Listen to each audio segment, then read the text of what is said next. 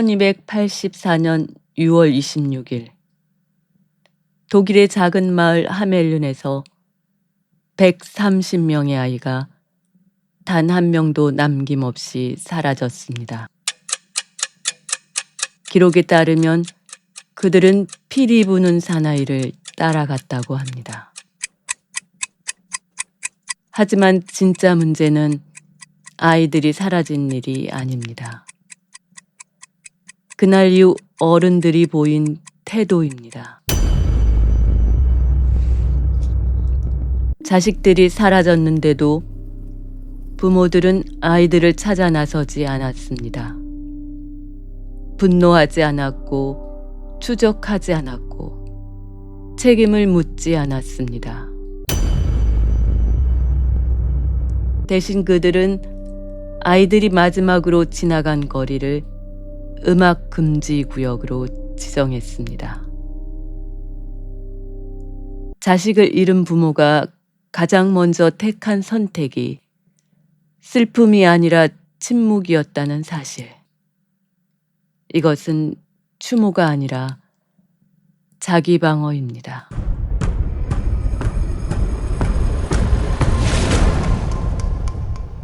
그렇습니다. 이제 동화의 환상에서 깨어날 시간입니다. 130명의 아이가 한꺼번에 증발했습니다. 시체도 유품도 없었죠. 하지만 물리적으로 인간이 연기처럼 사라지는 일은 불가능합니다. 누군가는 아이들을 데려갔고 누군가는 그 대가로 무언가를 얻었습니다.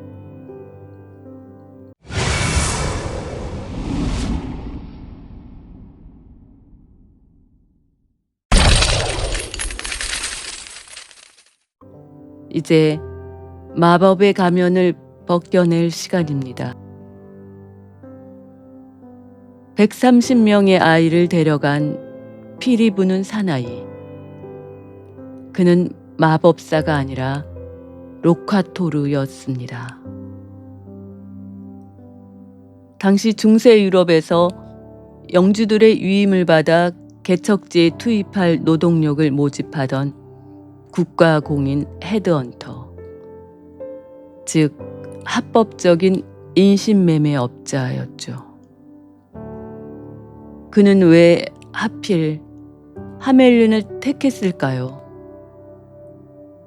당시 하멜른은 극심한 경제난과 세금 압박으로 숨이 막히던 상태였습니다. 로카토르는 이 절망적인 틈을 파고들었습니다. 그는 아이들에게 환상을 심어준 것이 아니라 어른들에게 입을 줄여 생존할 기회를 제안한 겁니다.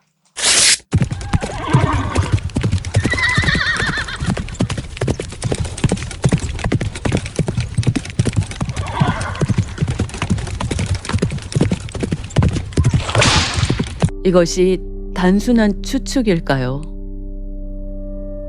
역사적 기록은 소름 끼치는 진실을 증언합니다. 아이들이 사라진 13세기 말, 하멜른에서 수백 킬로미터 떨어진 동유럽 트란실바니아 지역의 이주민 명부에는 하멜른이라는 성씨를 가진 이들이 무더기로 등장합니다.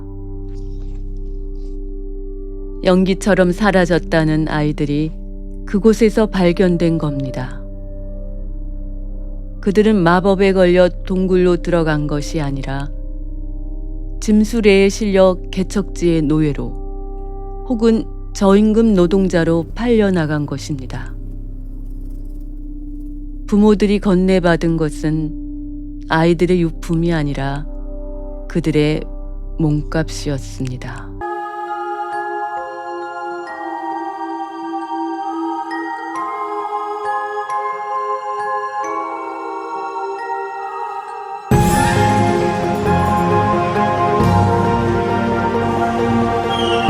마을 전체가 침묵한 이유는 명확합니다.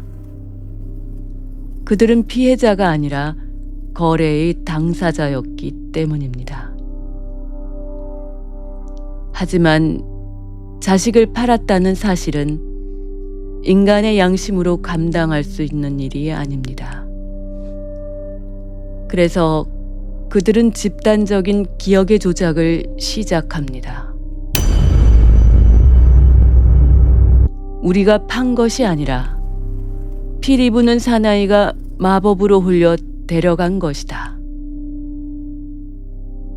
이 서사는 부모들에게 완벽한 면죄부를 제공했습니다. 음악 금지 구역은 아이들을 기르기 위한 곳이 아닙니다. 자신들의 범죄가 시작된 통로를 봉인하고 혹시라도 들려올지 모를 아이들의 비명소리를 차단하기 위한 필사적인 방어벽이었습니다.